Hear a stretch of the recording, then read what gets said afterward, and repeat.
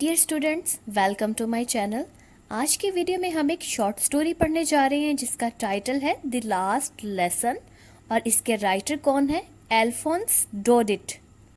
सबसे पहले मैं आपको इस शॉर्ट स्टोरी के बारे में कुछ इंपॉर्टेंट पॉइंट्स बताऊंगी, फिर हम थीम्स डिस्कस करेंगे और उसके बाद हम बढ़ेंगे अपनी स्टोरी की तरफ। तो चलिए सबसे पहले कुछ इंपॉर्टेंट पॉइंट्स डिस्कस कर लेते हैं। टाइटल है द लास्ट लेसन, राइटर आपको पता है अल्फोंस डोडिट है। और पब्लिश कब हुई? ये स्टोरी 1873 में पब्लिश हुई और उनका एक कलेक्शन था शॉर्ट स्टोरीज का जिसका टाइटल था letters from my wind mill. उसके अंदर ये शॉर्ट स्टोरी पब्लिश हुई थी। जॉनरा शॉर्ट स्टोरी है। अब नॉवेल और शॉर्ट स्टोरी दोनों में क्या डिफरेंस है? आपने नॉवेल का वर्ड भी बहुत दफ़ा सुना होगा, शॉर्ट स्टोरी भी सुना है, तो दोनों में डिफरेंस क्या है? शॉर्ट स्टोरी जैसे कि वर्ड बता रहा है, स्टोरी है लेकिन शॉर्ट है। नॉवेल लॉन्ग होता है। शॉर्ट स्टोरी में 1000 से लेके 7500 तक वर्ड्स होते हैं, यानी 7500 वर्ड्स होते हैं। इससे ज़्यादा बड़ी होगी तो वो नॉवेला की कैटेगरी में चली जाएगी और उससे भी ज़्यादा वर्ड्स होंगे तो वो नॉवेल बन जाएगा। अब हम इसकी सेटिंग देखते हैं। इसकी सेटिंग बहुत इम्पॉर्टेंट है क्योंकि ये स्टोरी एक वॉर के बैकग्राउंड में लिखी गई है। राइटर ने ये स्टोरी उस टाइम लिखी जब फ्रांस और प्रशिया में वॉर चल रही थी। 1870 की सेटिंग है इसकी और उस टाइम पे वॉर चल रही थी और वॉर में क्या हुआ था? फ्रांस वॉर हार गया था और प्रशिया जीत गया था। फ्रांस के 2 डिस्ट्रिक्ट्स प्रशिया के पास चले गए थे और वो डिस्ट्रिक्ट्स कौन से थे? एक था एल्सेस और सेकंड था लॉरेन। अब इन 2 डिस्ट्रिक्ट्स में जितने भी स्कूल थे वहाँ पे ऑर्डर आया कि अब यहाँ पे फ्रेंच नहीं पढ़ाई जाएगी बल्कि यहाँ पे जर्मन पढ़ाई जाएगी। जिस दिन ये ऑर्डर आता है हमारी स्टोरी उस दिन के बारे में है, ठीक है। पॉइंट ऑफ व्यू है first person. Point of view का मतलब होता है कि कहानी हमें किसने सुनाई है, यानी कहानी सुनाने वाला कौन है, नरेटर कौन है। कहानी फर्स्ट पर्सन में बताई हुई है या थर्ड पर्सन में है, तो ये स्टोरी फर्स्ट पर्सन में है। स्टोरी के इम्पोर्टेंट कैरेक्टर्स की बात करें तो इसमें 2 ही मेन कैरेक्टर्स हैं। एक एम हैमल जो कि एक टीचर हैं और 40 ईयर्स से वो स्कूल में पढ़ा रहे हैं, और दूसरा इम्पोर्टेंट कैरेक्टर है फ्रांस। ये एक छोटा सा लड़का है जो अपनी स्टडीज़ के बारे में बिल्कुल भी सिंसियर नहीं है। इसका बिल्कुल भी पढ़ने में ध्यान नहीं लगता। इसका दिल चाहता है कि बाहर खेलता रहूं और स्कूल का सबक तो मुझे याद ही ना करना पड़े। लेकिन फिर अचानक से इसकी सोच में तब्दीली आ जाती है और वो तब्दीली कैसे आई ये हम स्टोरी में पढ़ेंगे। इसके थीम्स की अगर हम बात करें तो इसके थीम्स क्या है? Patriotism, importance of mother tongue, freedom, role of power, colonialism. तो प्यारे बच्चों, अब हम बढ़ते हैं अपनी स्टोरी की तरफ। जैसे मैंने आपको पहले बताया है कि इस कहानी का नरेटर और इस कहानी का मेन कैरेक्टर एक छोटा बच्चा है जिसका नाम है फ्रांस, और उसके साथ उसके ये टीचर की कहानी है जिसका नाम है एम हैमल। अब स्टोरी का स्टार्ट कहाँ से होता है? हमें फ्रांस बताता है कि आज के दिन वो स्कूल से बहुत ज़्यादा लेट हो गया है। अब वो जल्दी जल्दी में उठा है, जल्दी जल्दी में तैयारी करके स्कूल भागने की कोशिश कर रहा है, लेकिन उसके साथ साथ एक तो उसे लेट होने का डर है और दूसरा उसे ये डर है कि आज उसका क्लास में टेस्ट है। उसके टीचर एम हैमल ने पार्टिसिपल्स का टेस्ट लेना था, ऑरल टेस्ट लेना था, तो फ्रांस ने टेस्ट बिल्कुल भी तैयार नहीं किया, बल्कि उसे तो पहला वर्ड ही पार्टिसिपल्स पे नहीं आता। तो अब वो ये सोच सोच के डर रहा है कि आज उसे बहुत ज़्यादा डांट पड़ने वाली है। एक लम्हे को तो फ्रांस के दिल में ख्याल आता है कि आज का दिन बड़ा खूबसूरत है, परिंदे चहचहा रहे हैं, बर्ड्स जो हैं वो चिरपिंग कर रहे हैं, और फील्ड के अंदर जो सोल्जर्स हैं, प्रशियन सोल्जर्स, वो अपनी फौजी मशकें कर रहे हैं। तो उसका दिल एक लम्हे को चाहता है कि आज वो स्कूल से छुट्टी कर ले, स्कूल जाए ही ना और दिन को एंजॉय करे। लेकिन फिर वो अपने आप को समझाता है और स्कूल के लिए निकल पड़ता है। फ्रांस अब भागा भागा जा रहा है। जब वो टाउन से गुजरता है तो उसे एक क्राउड नजर आता है। क्राउड बुलेटिन बोर्ड के पास खड़ा होता है। अब वहाँ पे एक ब्लैक स्मिथ है, वॉचर, वो अपने शागिर्दों को लेके खड़ा होता है वहाँ पे, और उनको बुलेटिन पे जो न्यूज़ लिखी हुई होती है वो पढ़ के सुना रहा होता है। तो अब ये बुलेटिन बोर्ड ऐसा बोर्ड है जहाँ पे सारे ऑर्डर्स اور ساری بری خبریں لگائی جاتی ہیں. تو آج بھی اس پہ کوئی نیا آرڈر آیا ہے اور وہ بلیک سمتھ پڑھ کے سنا رہا ہے، لیکن فرانس کے پاس آج ٹائم نہیں ہے اور وہ بالکل بھی نہیں رکتا. وہ تیز تیز وہاں سے نکلنے کی بھاگنے کی کوشش کرتا ہے. بلیک سمتھ فرانس کو کہتا ہے کہ تھوڑا آہستہ چل لو، ابھی تمہارے اسکول میں بڑا ٹائم ہے، تم پہنچ جاؤ گے. فرانس اسکول پہنچ جاتا ہے. اسے آج کا دن تھوڑا سا عجیب لگ رہا ہوتا ہے.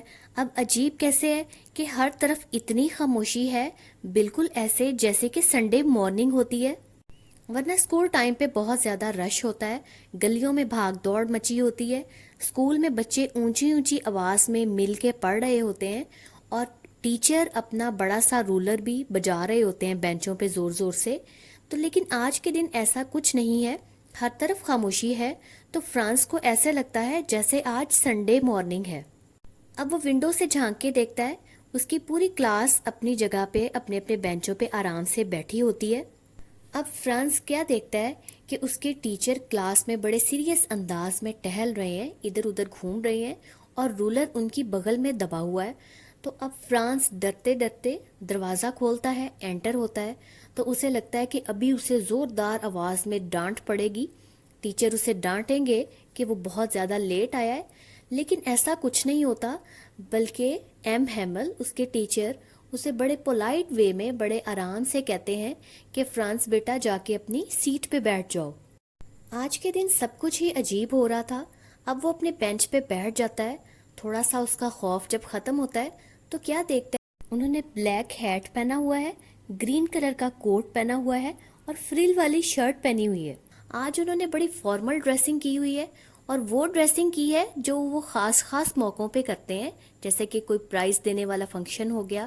تو آج کون سا خاص دن تھا؟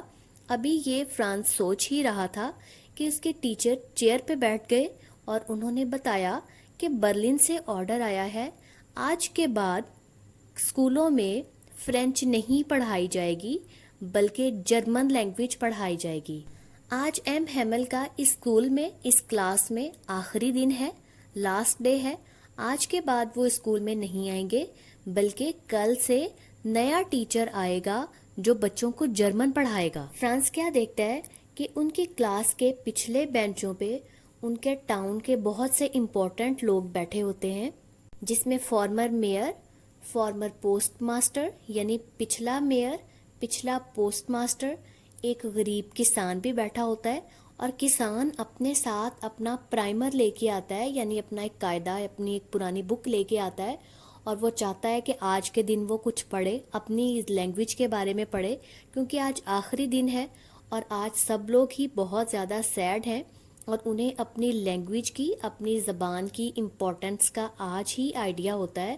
انہیں آج سمجھ آتی ہے کہ ان کی لینگویج کتنی امپورٹنٹ ہے اور انہوں نے ساری زندگی کس طرح اس کو اگنور کیا ہے. اب جب ایم ہیمل بتاتے ہیں کہ آج وہ لاسٹ ڈے فرینچ پڑھا رہے ہیں تو فرانس کے دل میں ایک دم سے بہت سارا افسوس آ جاتا ہے اور وہ بہت سیڈ ہو جاتا ہے کہ اس نے اتنا ٹائم ویسٹ کیا. اس کو بکس بہت ہی مشکل لگتی تھیں اور وہ بکس جو اس کو ساری زندگی مشکل لگتی رہیں اور جن میں ان کا بالکل بھی انٹرسٹ نہیں تھا، آج وہ بکس اس کو بڑی لائٹ ویٹ لگ رہی تھی اور وہ بہت ہی شرمندہ ہو رہا تھا. اسے اپنے ٹیچر پہ بھی ترس آ رہا تھا کہ انہوں نے 40 ایئرس اس اسکول میں پڑھایا ہے، تو آج وہ اس اسکول سے جا رہے ہیں تو اپنے ٹیچر کے لیے بھی اس کا دل بڑا ہی افسردہ ہو جاتا ہے. فرانس بیٹھا اپنے آپ کو کوس رہا ہوتا ہے کہ اس نے پرندوں کے انڈے اٹھانے میں اتنا ٹائم ویسٹ کیا، کھیلنے میں ٹائم ویسٹ کیا. تو وہ اپنی سوچوں میں مگن ہوتا ہے کہ اسے اس کا نام سنائی دیتا ہے، یعنی اس کے ٹیچر اس کا نام پکارتے ہیں. وہ فرانس سے پارٹیسپلس کے بارے میں پوچھتے ہیں تو فرانس نے ٹیسٹ بالکل بھی تیار نہیں کیا ہوتا اور یہ کھڑا ہو جاتا ہے، شرمندہ ہو جاتا ہے. تو اس کے ٹیچر کہتے ہیں، ایم ہیمل کہتے ہیں کہ آج میں آپ کو بالکل نہیں ڈانٹوں گا کیونکہ آپ تو پہلے ہی کافی زیادہ شرمندہ لگ رہے ہو اور ہمارا مسئلہ یہ ہے کہ ہم آج کا کام کل پہ چھوڑ دیتے ہیں، یعنی ہمارے ٹاؤن میں جتنے بھی لوگ ہیں ہم اپنے سارے کام آج نہیں کرتے بلکہ کل پہ چھوڑ دیتے ہیں. ہم کہتے ہیں کہ ہم یہ کام کل کریں گے. اور اس کے علاوہ پیرنٹس کا بھی قصور ہے کیونکہ پیرنٹس بھی بچوں پہ دھیان نہیں دیتے، وہ یہ نہیں دیکھتے کہ بچہ پڑھ رہا ہے یا نہیں پڑھ رہا. اور کچھ پیرنٹس ارننگ کے لیے، کمانے کے لیے بچوں کو بھیج دیتے ہیں. مسٹر ہیمل کو خود پہ بھی افسوس ہوتا ہے کہ وہ بچوں کو اپنے گارڈن میں پلانٹس کی واٹرنگ کے لیے نہ بھیجتے، بچوں کو چھٹی نہ دیتے، تو شاید بچے اپنا کام اور اچھے سے کر لیتے. اور اس طرح وہ بہت سی چیزوں کے بارے میں بات کرتے ہیں. اور پھر وہ فرینچ لینگویج کے بارے میں بات کرتے ہیں کہ یہ دنیا کی سب سے خوبصورت لینگویج ہے. کسی بھی قوم کو اپنی لینگویج کی امپورٹنس کا اندازہ اس ٹائم پہ ہوتا ہے جب وہ قوم غلام بن جاتی ہے. تو ہیمل کہتے ہیں کہ کوئی بھی قوم اگر وہ غلام بن جاتی ہے، جب تک وہ اپنی لینگویج اچھے سے یاد رکھتی ہے، اپنی لینگویج بھولتی نہیں ہے، تب تک ان کے پاس اس پریزن سے نکلنے کی چابی موجود رہتی ہے. اب اس کے بعد مسٹر ہیمل گرامر کا ایک لیسن دیتے ہیں اور فرانس اس لیسن کو دھیان سے سنتا ہے. تو اسے لگتا ہے کہ یہ تو بہت ہی ایزی ہے، اور اس سے پہلے، آج سے پہلے اسے سمجھ اس لیے نہیں آتی تھی کیونکہ وہ دھیان سے سنتا ہی نہیں تھا، انٹرسٹ ہی نہیں لیتا تھا. تو آج جب اس نے انٹرسٹ سے سنا ہے تو اس کو سمجھ میں آیا کہ یہ تو گرامر بہت ہی آسان لینگویج ہے اور یہ بہت ہی آسان چیز ہے.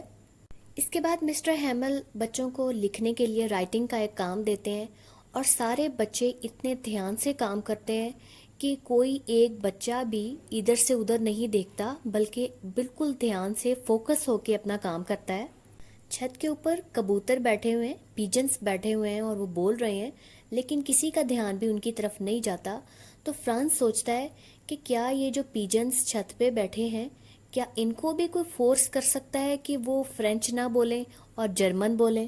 فرانس اپنا کام کرتے کرتے مسٹر ہیمل کو دیکھتا ہے تو وہ بڑی بے چینی سے کبھی ایک چیز کو دیکھ رہے ہوتے ہیں، کبھی دوسری چیز کو دیکھ رہے ہوتے ہیں. ان کے چہرے کا رنگ پیلا ہو رہا ہوتا ہے اور وہ بڑے بے چین سے نظر آ رہے ہوتے ہیں. اب اتنی دیر میں چرچ میں 12 بجنے کی آواز آ جاتی ہے اور مسٹر ہیمل اپنی جگہ سے اٹھ کھڑے ہوتے ہیں.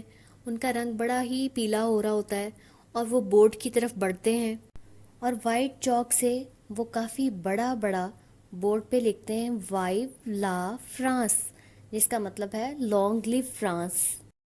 اور پھر وہ ہاتھ سے کلاس کو اشارہ کرتے ہیں جس کا مطلب ہے کہ آپ کی چھٹی کا ٹائم ہو گیا ہے، اب اسکول بند ہو گیا ہے، یعنی آپ کی کلاس ختم ہو گئی ہے. تو اس کے ساتھ ہی ہماری سٹوری اینڈ ہو جاتی ہے. تو اسٹوڈینٹس، آئی ہوپ آپ کو اچھے سے سمجھ آ گئی ہوگی. تو میرے چینل کو سبسکرائب کرنا آپ نے بالکل نہیں بھولنا، اور میری ویڈیو کو لائک اور شیئر بھی ضرور کرنا ہے.